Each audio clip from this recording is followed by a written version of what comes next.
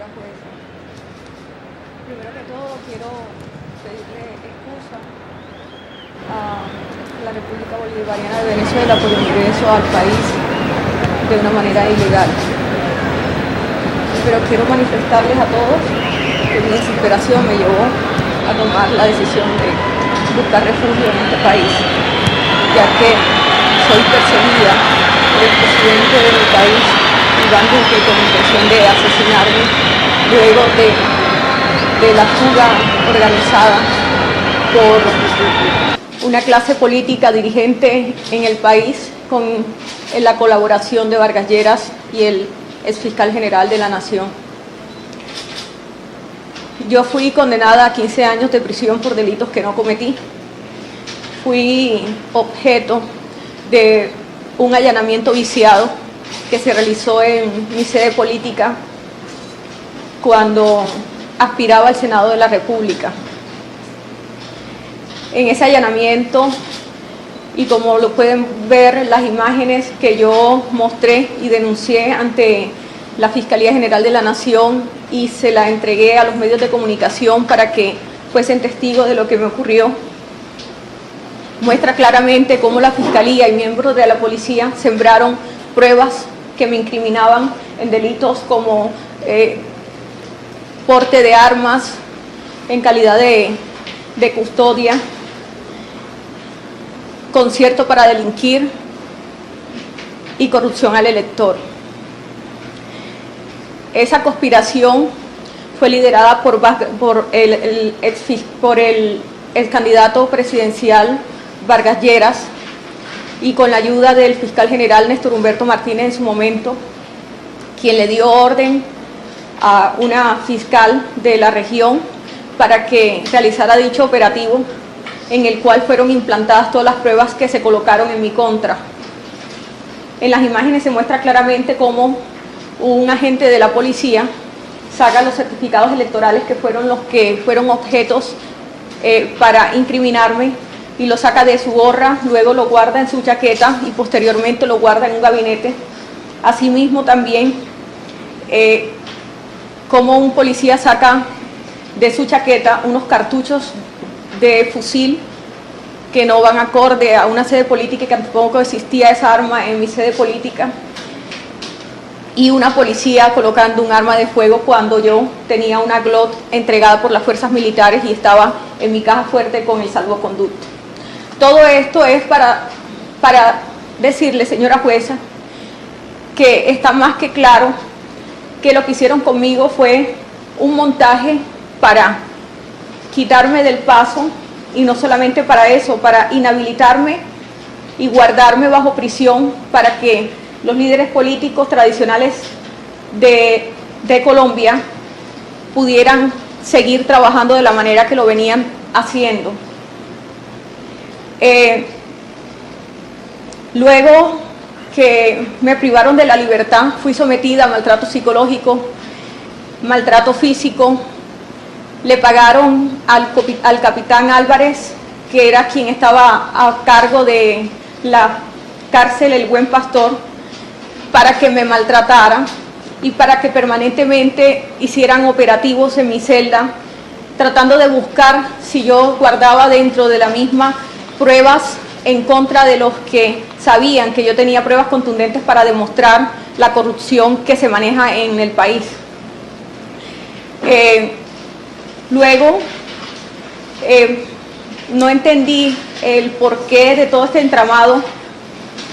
Yo le quiero contar que desde los 16 años soy una líder política. Lo diríamos así porque tengo carisma, porque siempre me preocupé por la gente, por el barrio, por las necesidades de la comunidad. Y desde muy niña debo confesar que tuve una relación sentimental con Julio Gerlain, un gran empresario, contratista del Estado, que aprovechándose de mi circunstancia, porque mi padre y mi madre se separaron desde muy jóvenes y nos dejaron muy chiquitos a nosotros, este señor fue un apoyo económico para mi mamá y finalmente yo fui víctima de acoso de este señor durante muchos años y finalmente terminé con él en una relación sentimental. Y él fue el que poco a poco me fue incorporando en el mundo de la política. Y traté de cambiar esa política tradicional que él venía haciendo durante muchas décadas, en donde elegía a su hermano Roberto Gerlain, senador, en un intercambio y compra y venta de votos como mercader de gente. Y fui tratando de cambiar esa política. Y eso fue generando un malestar dentro no solo de la Casa Gerlain, sino también de la Casa Char, que hoy puedo decir que tienen el poder absoluto de la región Caribe, porque se han encargado de comprar a toda la clase política tradicional que mandaba en la región, y son los mayores contratistas del Estado y los mayores financiadores de las campañas presidenciales de los últimos años. Podría decirse aproximadamente 20 años hacia acá, mucho antes de la campaña de Uribe o desde la primera presidencia de Álvaro Uribe Vélez. Fui testigo de las altas sumas de dinero que se invertían en esas campañas y de las altas sumas de dinero entregadas por la empresa Valorcon y por la familia Char para financiar las campañas políticas presidenciales y asimismo de otros procesos de corrupción del país. Eso me colocó en el blanco o en objetivo militar de estas dos casas políticas poderosas el momento que decidí independizar mi paso a una política independiente y lanzarme como senadora sin el apoyo de la Casa Gerlain. En un acuerdo, en un complot, me citaron para brindarme el apoyo, pero ya ellos tenían demarcado lo que pensarían hacer conmigo, y fue cuando se metieron en mi sede política y colocaron a una candidata, Lilibet Ginás, por el partido Cambio Radical. Hicieron un acuerdo en la casa de Arturo Char para que se apoyaran las dos candidaturas, la mía y la de ella. Se entregaron algunos recursos que venían de contrataciones o de las coimas que se debían entregar a la alcaldía de Barranquilla, dos empresas importantes, una que le pertenece a Faisal Cura y la otra a Valorcon, para la financiación de la misma, pero era para financiar la campaña presidencial de Germán Vargas Lleras, la que finalmente terminó con un resultado nefasto, ya que el pueblo decidió no votar, aunque recibieron todo el dinero para que se direccionara la votación para él, pero el pueblo decidió votar por otro candidato. Quiero decirle que cuando estuve privada de la libertad citaron a Arturo Char para abrir la investigación por el proceso por el que yo fui condenada, y me ofreció que me iban a ayudar a quitarme los cargos porque ellos entendían que yo era inocente y que ellos lo iban a demostrar, y yo sabía que la trampa la tendieron ellos y me hicieron declarar, además de amenazas que hicieron contra mi madre, contra mi padre y mi hermana, las que fueron denunciadas públicamente. Fui a declarar a favor de ellos el día 5 de septiembre y el 15 de septiembre recibí la condena en mi contra, y posteriormente llamé para decirles que iba a declarar en contra de ellos, aunque no tuviera ningún beneficio, ya que todos mis derechos en Colombia me fueron vulnerados, todos a defenderme. Todas las pruebas que entregué sobrevinientes de videos, pruebas contundentes para demostrar mi inocencia, me fueron negadas, porque estoy segura que hasta los magistrados fueron sobornados para hundirme. Cuando quise hacer un acuerdo con la Corte para contar la verdad de lo que sabía y de lo que había ocurrido, no me quisieron escuchar para que yo no contara esa verdad que guardé durante 2 años por miedo a que mi familia fuera asesinada o yo fuese asesinada dentro de la cárcel. Finalmente me mandaron un abogado de la familia Char. Anteriormente había recibido una llamada de Julio Gerlain diciéndome que recibiera a los abogados de Julio, de Arturo y de Alex, porque me tenían que explicar algo que pensaban hacer para ayudarme a salir, que no me desesperara. Y fue cuando me hablaron de la fuga, una fuga que organizaron y que el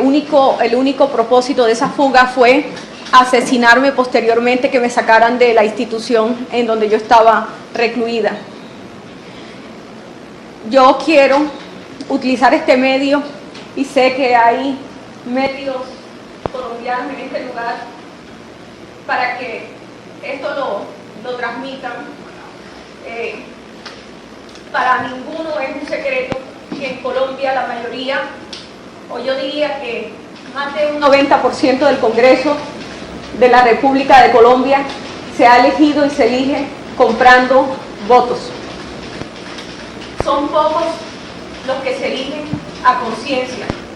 Todos los políticos de derecha, en su mayoría, son elegidos comprando votos, sobre todo en la región Caribe, que yo puedo dar fe y testimonio.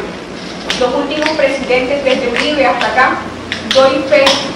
que se eligieron también comprando votos y que se invirtieron más de 25.000 millones de pesos por cada casa política para aporte a las campañas presidenciales de los mismos. Sé en el momento y a quienes le entregaron cada cifra que fue entregada, como también sé cada congresista qué manejo y cuánto invirtió en cada campaña presidencial para después recibir coimas, para después recibir los cupos indicativos, que creo que para los medios colombianos no le es ajeno a que esos cupos indicativos son los que designa la Presidencia de la República por medio de sus ministerios, y se le entregan a las empresas contratistas, y estas empresas contratistas le dan un porcentaje de participación a los congresistas para que recuperen la inversión que hacen a las campañas presidenciales. Toda esta información que yo tengo y que tengo pruebas, que tengo videos, que tengo audios, que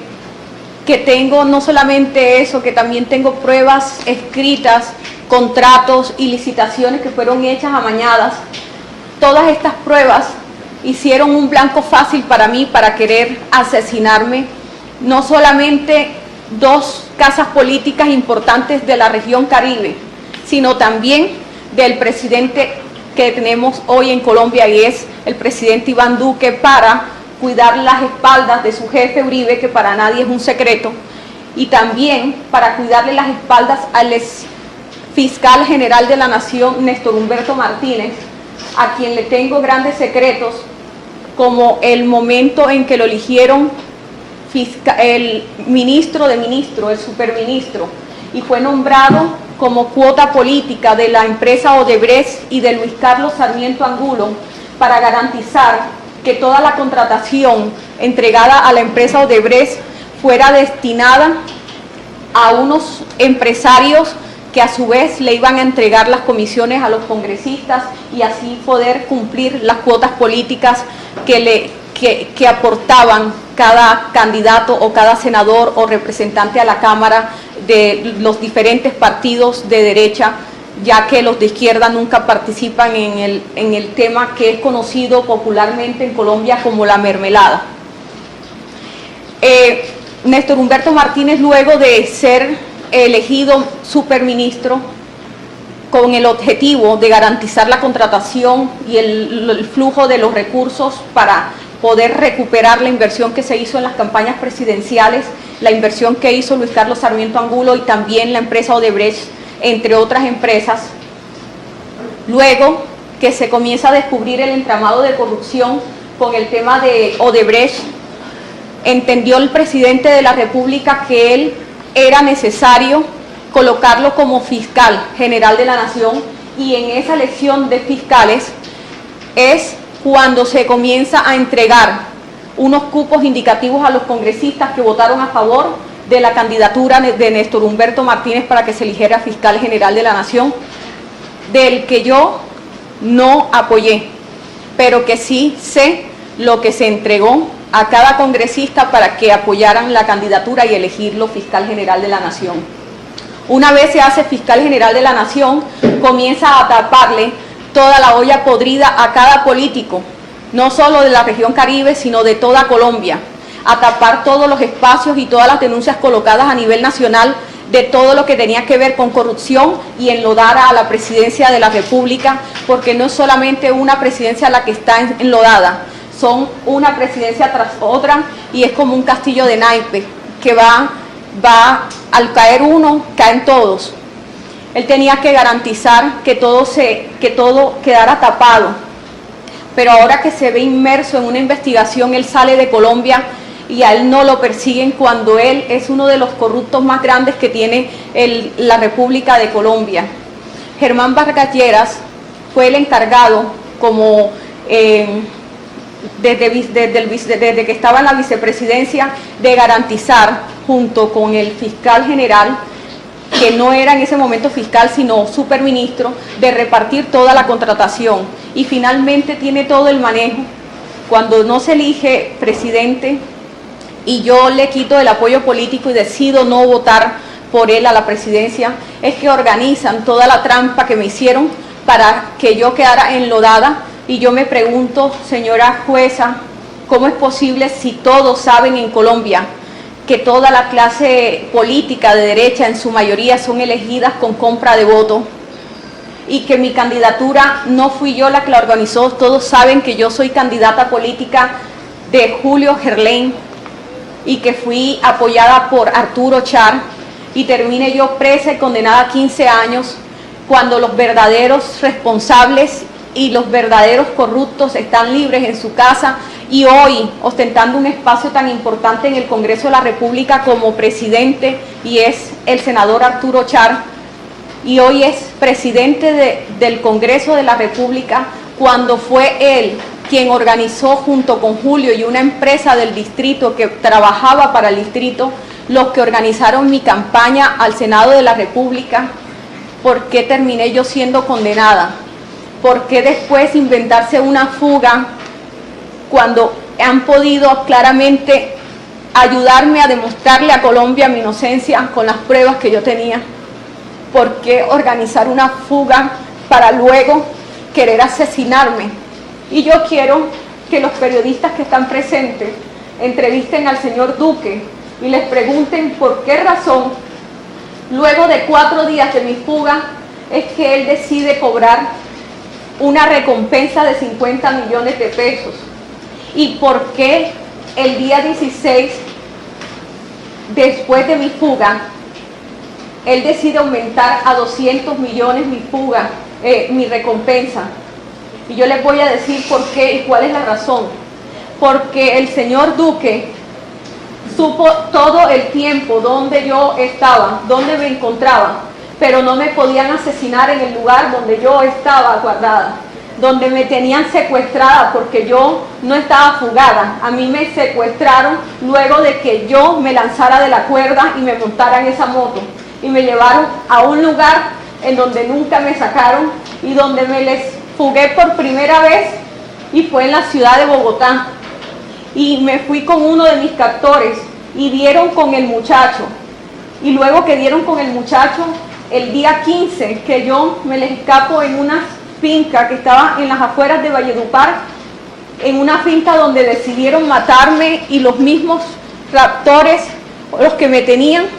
me confesaron, uno de ellos, cuáles eran las intenciones, y era asesinarme y enterrarme en una fosa común para que yo no fuera encontrada nunca. Y justo el día que yo me le escapo,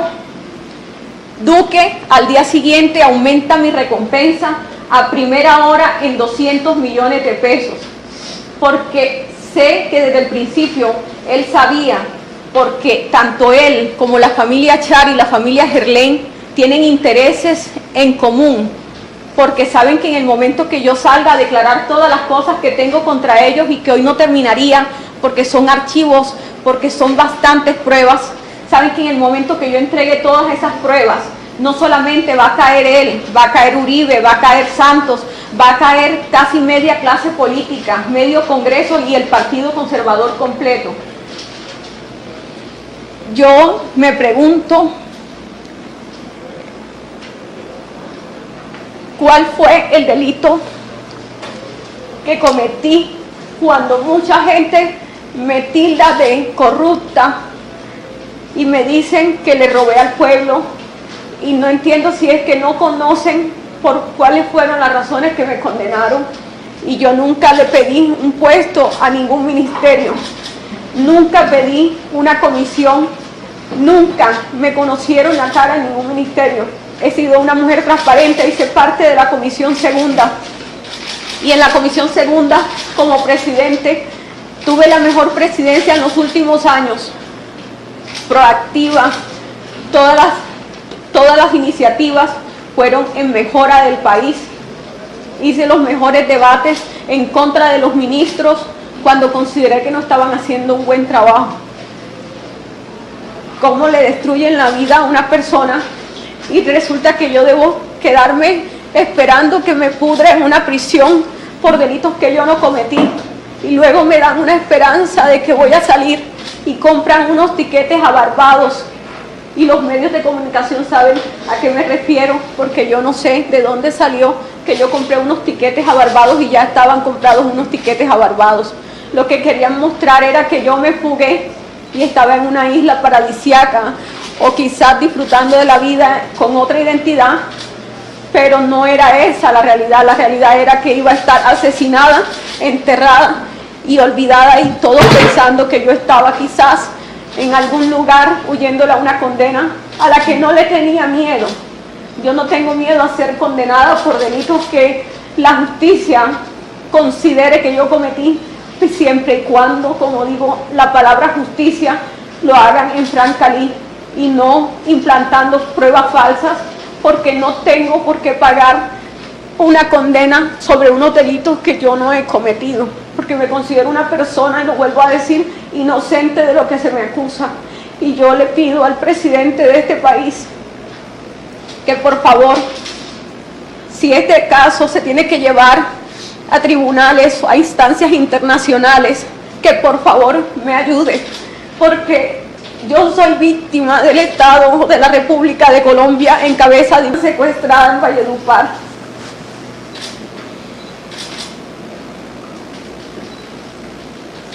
Si de verdad ellos hubiesen cuadrado una fuga, mis captores no hubiesen hecho conmigo lo que hicieron el tiempo que yo estuve secuestrada, y me hubiesen dejado ir en el instante que yo les dije que yo me quería ir. Y no fue así. Tuve que hacer muchas cosas para escaparme de ellos. Me enfermé y pasé mucho trabajo hasta lograr llegar a este país, donde de una manera desesperada atravesé la frontera buscando escapar de toda una maquinaria política que son una base de criminales que tienen nexos con paramilitares, y que quisiera también que pude mirar, después de todas las cosas, que hubo una masacre en Cesar. Me parece raro, me parece un poco sospechoso que mataron a 3 personas en un municipio de Cesar, y no sé si quizás fue en el mismo lugar donde me secuestraron, y no sé si de pronto son las mismas personas que me tenían secuestradas y a las que me les fugué en retaliación, o quizás para evitar que confesaran quienes los habían contratado para lo que querían hacer contra mí. No estoy asegurándolo, pero hoy pienso cualquier cosa. Y cómo es posible, si yo regreso al país, si regreso a Colombia, quiero que antes de regresar toda Colombia sepa la verdad de lo que tienen que saber, y por qué todo lo que hicieron en mi contra. ¿Por qué no se preguntan cómo condenan a una persona por una práctica que la cometen todos los políticos tradicionales de derecha? Porque no soy la única persona a la que le habrían iniciado un proceso por corrupción al elector, porque en cada esquina en cada esquina de las regiones hay un líder comprando votos y siempre a favor de algún candidato de derecha. Eso es el pan de cada día. Esa es la manera de cómo la gente sale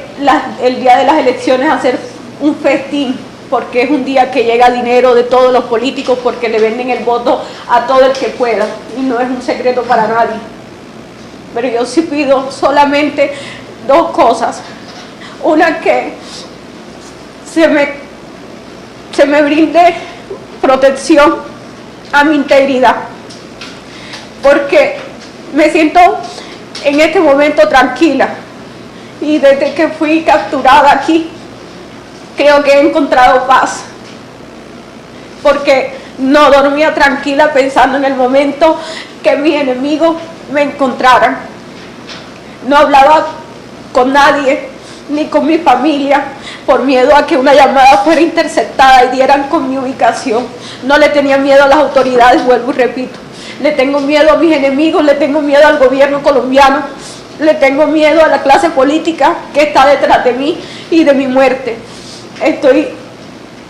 temerosa por todos los que prefieren verme muerta, y estoy abierta a que, si de ser necesario, se abra un juicio aquí en donde yo pueda denunciar todos los actos de corrupción, puntualizándolos. Estoy abierta que si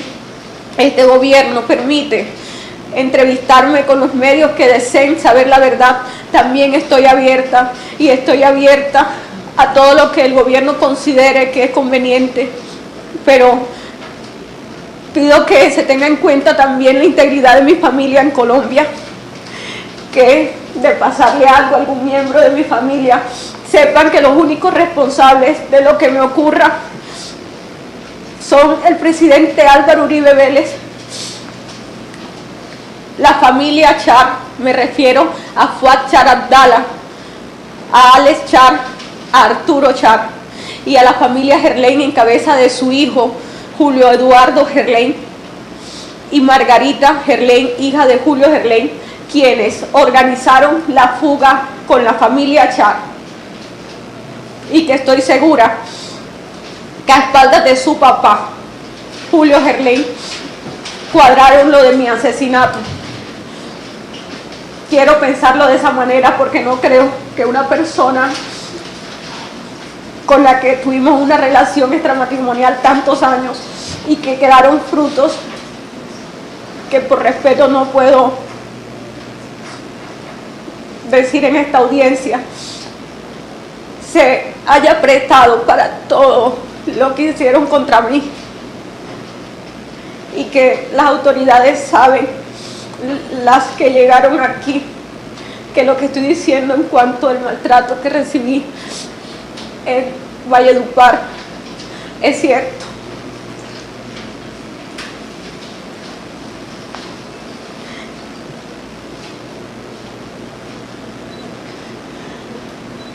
Que fui víctima de abuso.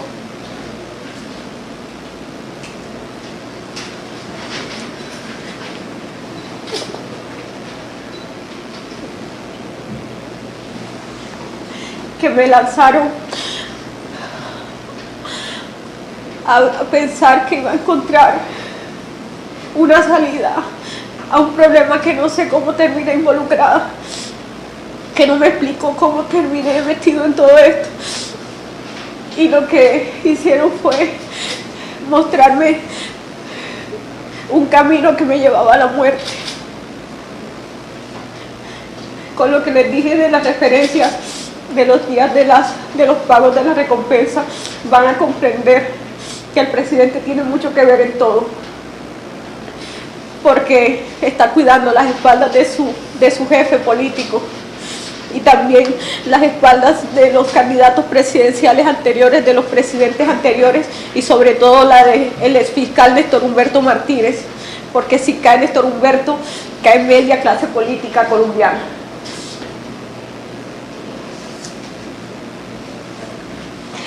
Quiero decirles,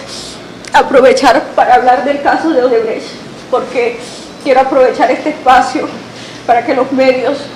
que tienen toda la curiosidad de saber muchas cosas que ocurrieron sepan que la empresa Odebrecht sí entregó una alta suma de dinero para la financiación de la campaña presidencial de Santos y entregaron el proyecto de Navelena a la empresa Valorcom, a la que no le abrieron investigación, y esa empresa le dio ese negocio en el yate de Julio Eduardo, el hijo de Julio Gerlain, y se lo entregó a favor o por solicitud de Luis Carlos Sarmiento Angulo, dueño del Grupo Aval y casi dueño de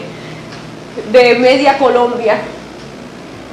y le entregaron el contrato de Navelena. Asimismo, sé los contratos que entregaron en el distrito de Barranquilla y desde el Ministerio de Defensa, cuando Germán Vargas Lleras era el ministro, entregó 5.000 viviendas a Valorcom para que éste le votara a favor de la reelección. Y estoy abierta a seguir dándole la información y las pruebas de los contratos entregados, campaña presidencial por campaña presidencial, y una vez elegidos presidentes, como ellos pagaban las coimas y cómo les repartían a cada congresista sus cupos indicativos para satisfacerlo. Y los que tengan curiosidad del tema por el que me investigaron, yo fui candidata de Julio Gerlain, de Valorcom, como cuota política para que Vargas Lleras midiera mi votación con un acuerdo que hicieron con la familia Char, y ellos fueron los que invirtieron y los que financiaron y los que organizaron todo el tema y todos los recursos que se destinaron para mi campaña a las personas que me apoyaron. Pero si bien es cierto, en esa candidatura,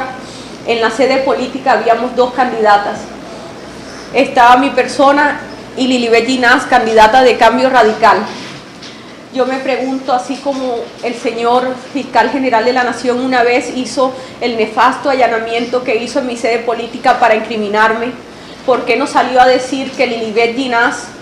que era de Cambio Radical, era la líder de la organización criminal? ¿Y por qué decir que fui yo, si las dos éramos candidatas? ¿Por qué opacar el nombre de una y callar el partido que estaba apoyando en esa sede política? ¿Y por qué incriminarme solo a mí? Porque está claro que ese montaje era destinado para hundirme a mí y no a Cambio Radical, ni tampoco a Lilibet Ginás, que era la candidata de ellos. Yo tengo muchas cosas que decir, pero me quedaría corta y quizás recordar tantas cosas me nubla el pensamiento y me afecta quizás un poco emocionalmente, pero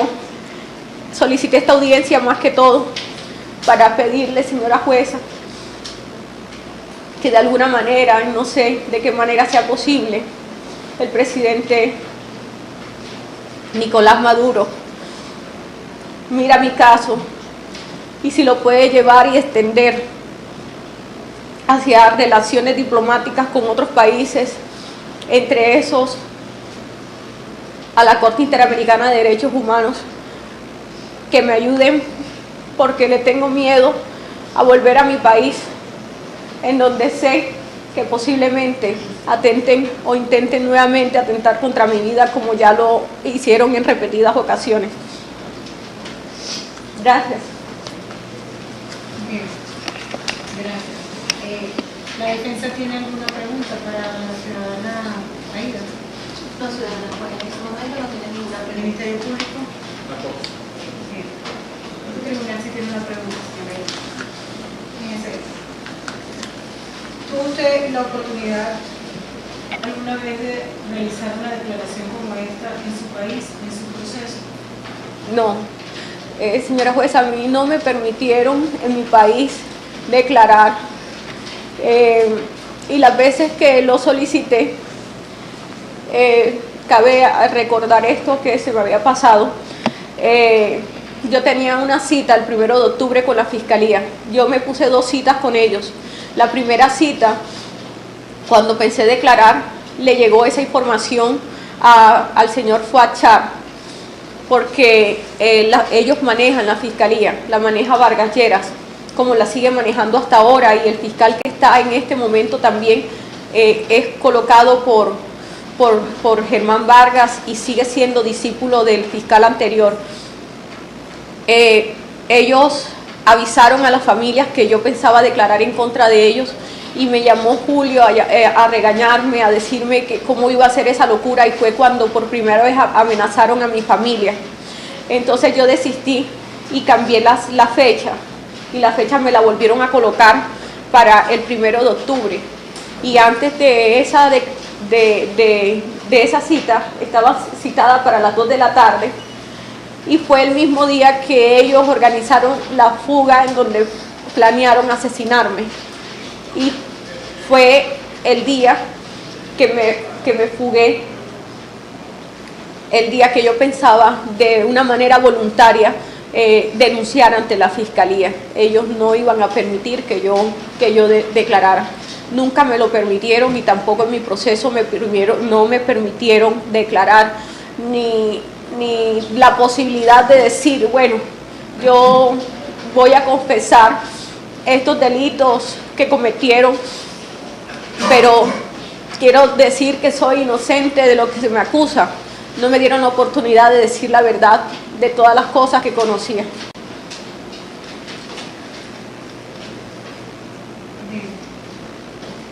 ¿Cómo considera usted entonces que fue el proceso en su país, la investigación que se le llevó en su contra? El proceso tiene varias etapas. Yo debí ser juzgada por tres magistrados. Inicialmente aprobaron 2 instancias para los congresistas y aforados que no teníamos. Debió haberme juzgado la sala de instrucción y no lo hizo. A mí me calificó la sala que no me correspondía. Tenían que calificarme 3 magistrados y solamente lo hicieron 2. Asimismo, se solicitaron apelaciones, nunca se escucharon. Me condenaron 2 magistrados cuando debieron ser 3 magistrados. Tampoco me concedieron el derecho a tener 3 magistrados, porque desde el principio considero yo, y lo voy a denunciar también, considero que los magistrados hicieron parte de todo el entramado en mi contra para terminar de hundirme y no permitirme una defensa legítima. Asimismo, está en apelación la condena, y estoy segura que con todos los intereses económicos y políticos del país, y como yo no soy poderosa, como yo no soy el único poder que yo tengo es el cariño del pueblo, porque dinero no tengo y tampoco una maquinaria política, y el pueblo desafortunadamente no puede hacer nada para ayudarme en un proceso donde se mueven con recursos económicos, porque allá las decisiones las toman con dinero y con favores políticos, y yo no tengo mucha influencia política, a pesar que fui la mayor votación. Cuando me elegí diputada, fui la mayor votación del Departamento del Atlántico y de toda Colombia. Fui la mayor votación de la historia del departamento, a pesar de que fue mi primera aspiración, cosa que no le gustó a la clase política tradicional, porque vieron de qué manera tan rápida yo crecí. Para los que algunos dijeron o piensan que de una manera arribista crecí, no. Yo trabajé desde los 16 años, y lo que fui me lo gané a pulso, tocando a la gente, conociendo a la gente, escuchando a la gente. Y la gente se le puede comprar el voto, pero la gente termina votando por lo que quiere a la final. Y la gente quería la propuesta que yo tenía. Cuando me elegí representante a la Cámara, también me elegí con la mayor votación del departamento y la segunda votación a nivel nacional. Y eso tampoco le gustó a la clase política tradicional, y me vieron como un peligro eminente para ellos. Cuando se mostró mi nombre para la alcaldía de Barranquilla, eso también fue peligro para la clase tradicional del departamento. Y yo siempre fui un peligro, no solamente por lo que representaba políticamente para ellos, sino también por toda la información que manejaba. Y en el momento que decidí independizarme, porque entendí que hay caminos diferentes de hacer política, y eran los caminos que yo quería emprender, decidieron cobrarme la decisión de independizarme y quizás sintieron temor de que yo denunciara todas las cosas que sabía cuando me enfrentara políticamente contra ellos y les echara en cara todas las cosas que sabía de ellos, cosa que no pensaba hacer porque quiero a mi familia, pero luego del daño que me han hecho tan terrible, después de caer presa sin entender el porqué de tener un hijo adolescente que cayó en problemas de drogadicción a raíz de mi problema, mi hija hundida en una depresión, que era mi familia. Pienso que ya en este momento no tengo más nada que perder, excepto la vida, y es la que estoy pidiendo que este gobierno me proteja, ya que en mi país no tengo garantías.